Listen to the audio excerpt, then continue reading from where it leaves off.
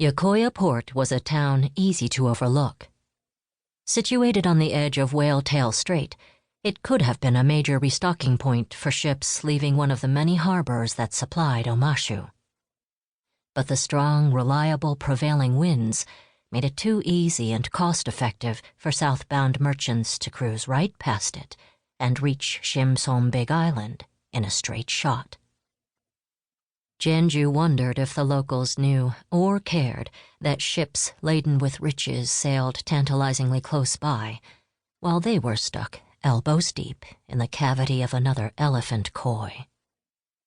Only a quirk of fate and weather kept piles of gold, spices, precious books, and scrolls from landing on their doorstep.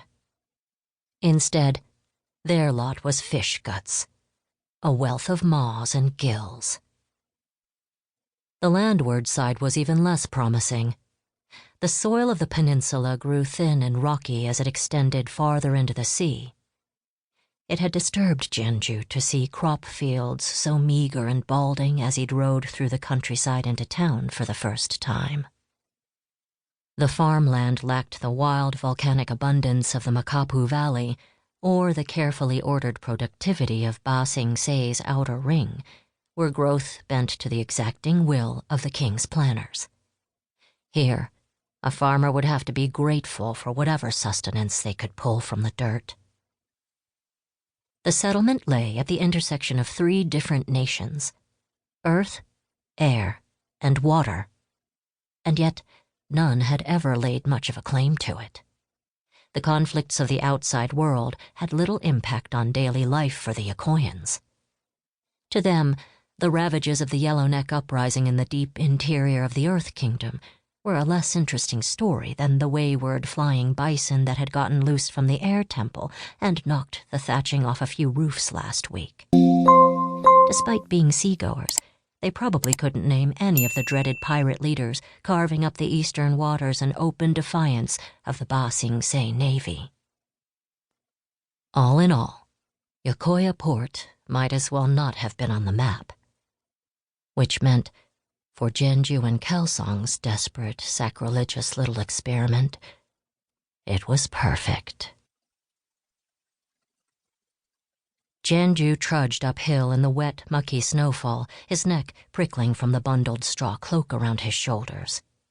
He passed the wooden pillar that marked the spiritual center of this village without sparing it a glance.